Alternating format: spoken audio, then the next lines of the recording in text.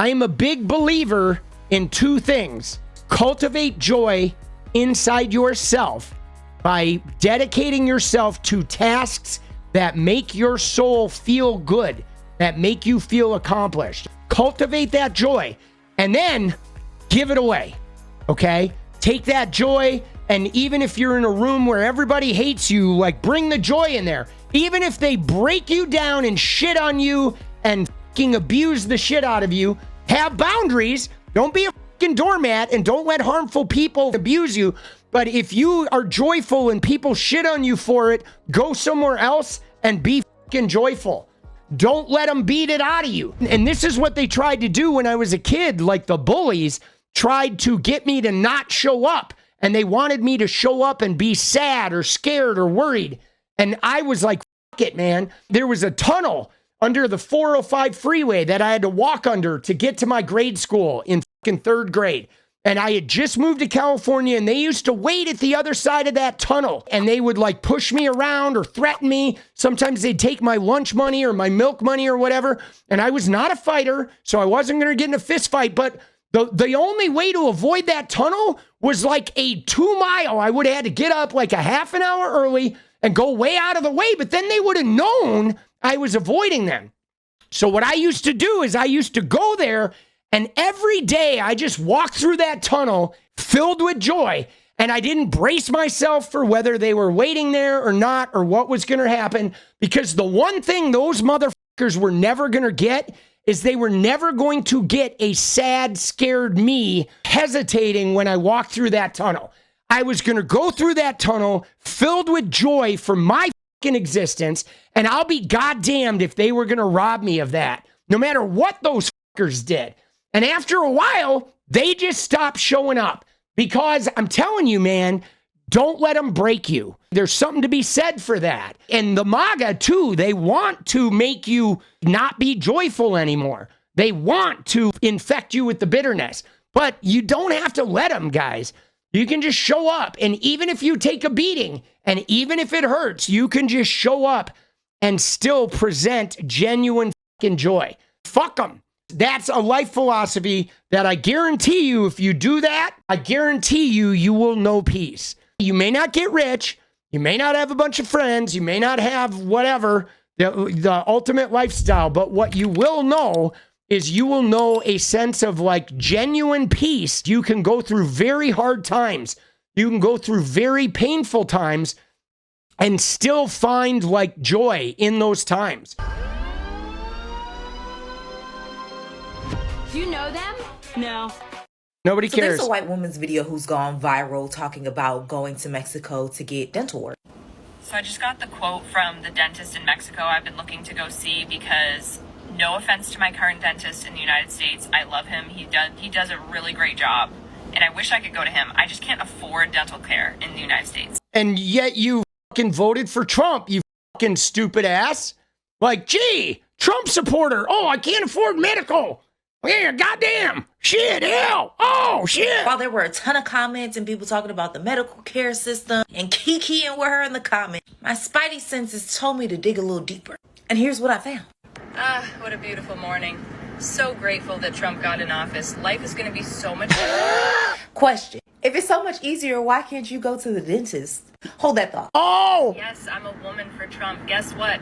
There's like way more people in America that wanted Trump yesterday, so I don't even look like a piece of shit anymore. No, you still look like a piece of shit. You actually look like a stupid fucking piece of shit that doesn't have any dental care. And I would like to point out that way more people did not vote for Trump. He won by 1.4%, and he didn't even win the majority of votes. And yes, you are still, in fact, a piece of shit. Thank you to the 70-something million people that voted for Trump yesterday. You just validated all of my videos where people shat on me in my comments because I'm a woman voting for Trump. Thank you for that. So yeah, we're going to have a party later, and yeah, they're going to have a party at the Mexican dentist. Oh! Fuck you! Oh! Hey, we're having a Trump party at my Mexican dentist! Oh, come hang out! Dude, oh, the dentist took my neck! Dude. I told you so. What is so interesting to me is there are so many people like her that uphold the values of anti-immigration, yet go abroad to do shit like go on vacation or get their teeth fixed. Yeah, isn't that weird? Isn't that weird about how, you ready? That's a great point that this woman made right here. That is a great fucking point where this woman just made how she votes for Trump. She's anti-immigration, right? Mass deportations, get those immigrants out of here.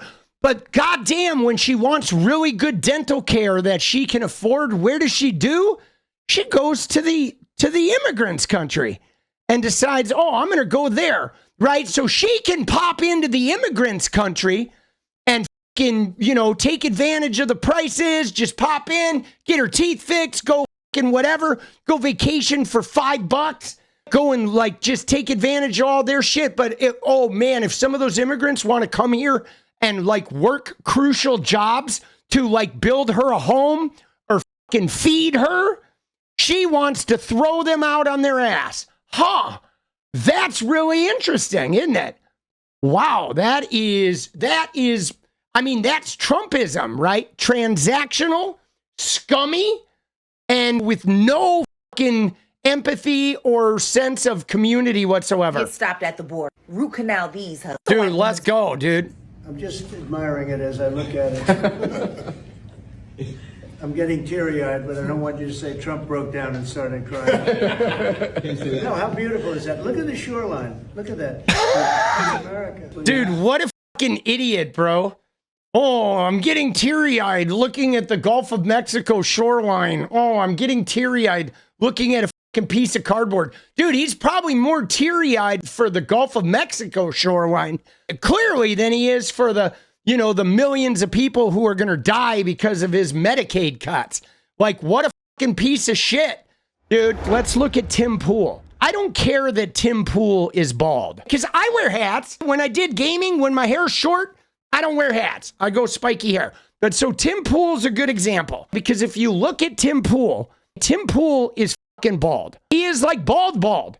This was Tim Pool 20. He had the George Costanza, all the way up there, hairline. Now, if you've seen Tim Pool when somebody pulls his hat off, dude, he freaks out. Now watch Tim Pool at Mar-a-Lago. Dude, this is fucking crazy. He goes to Mar-a-Lago. Look at this shit, bro.